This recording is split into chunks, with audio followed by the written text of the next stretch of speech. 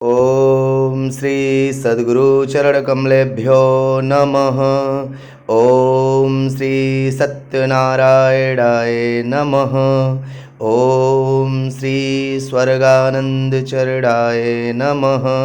संत स्वर्गानंद जी महाराज की जय। माँ ने नहीं कहा है, माँ का भी आधा हक हो।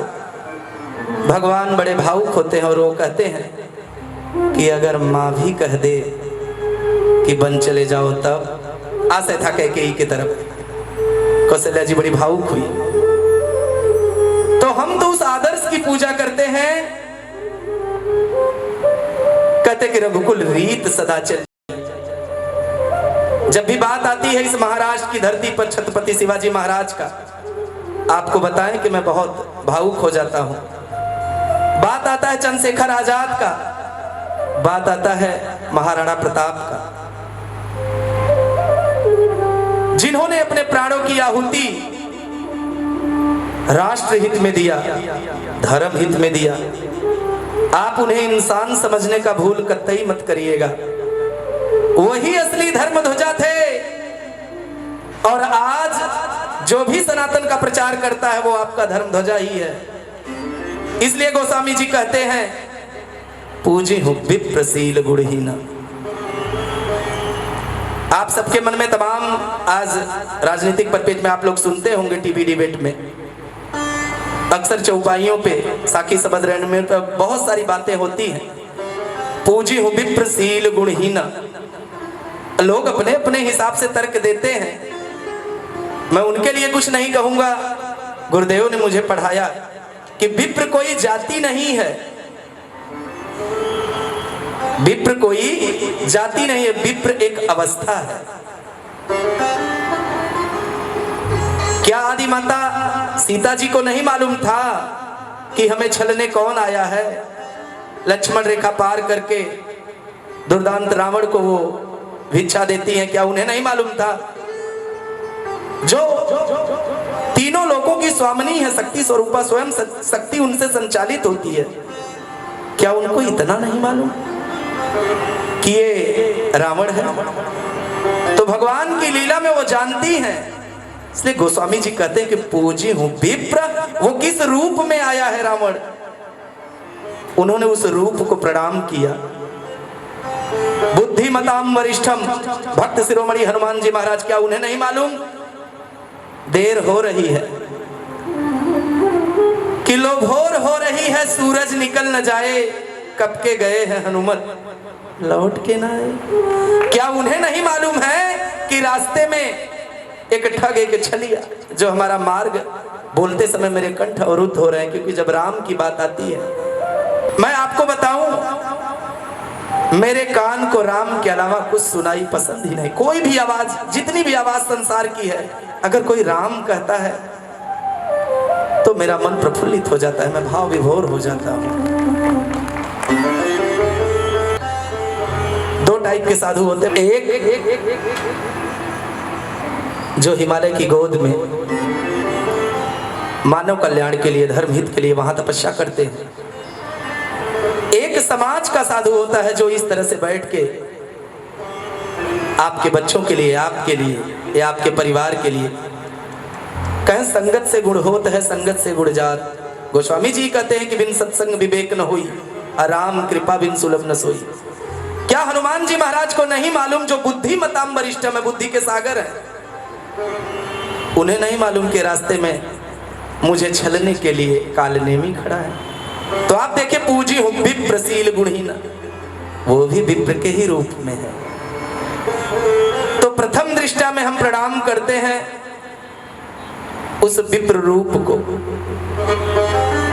और साधु संत ऋषि मुनि, मैं आप लोगों के लिए एक जानकारी बता दूं, शायद आप लोग जानते भी होंगे लेकिन कभी नोटिस नहीं किए होंगे उस चीज को। एक महल की महारानी, एक जूता सिलने वाले संत रविदास जी, वो कृष्ण की भक्तन थी, मीराबाई, हम सभी जानते हैं। जो राम कृष्ण में भेद करते हैं, ये बातें उनके लिए है कि बहुत दूर तक जाएगी। राम और कृष्ण ये सब भगवान के अंश ही है, ये सब भगवान ही है। इतने बड़े राज्य की महारानी एक जूता सिलने वाला, एक चप्पल बनाने वाला, चमड़े को काट काट करके कहती है वो कि पायो जी मैंने, कृष्ण नहीं कह रही है, वो कह रही है कि पायो जी मैंने राम रतन धन पायो, पायो जी मैंने राम रतन धन पायो, पायो जी मैंने राम रतन धन पायो, पायो जी मैंने राम रतन धन पायो।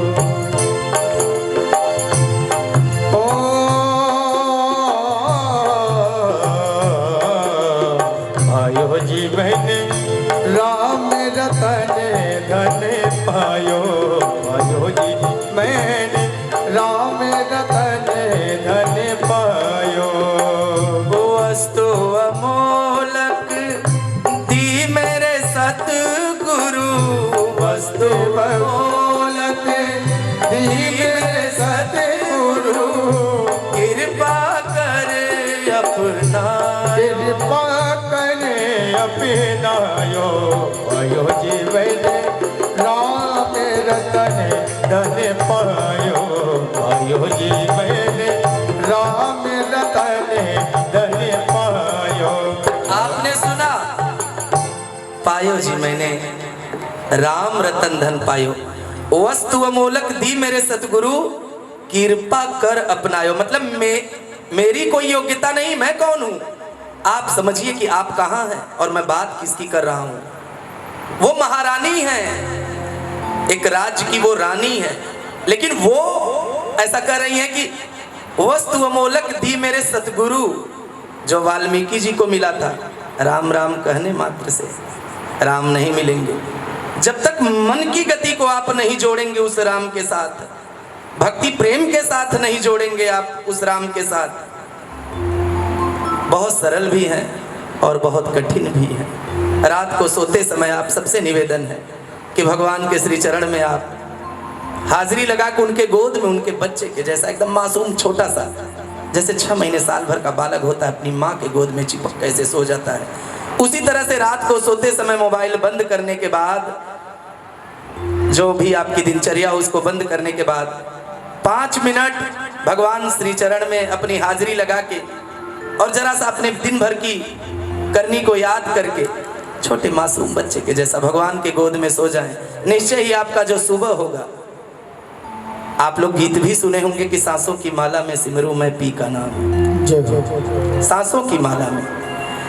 तो जब इस तरह से आप सोएंगे तो आपकी प्रत्येक सांस भगवान का गुणगान करेगी, और वो कैसे करेगी वो भी आप जानिए कि गुरु नाम की जय हो।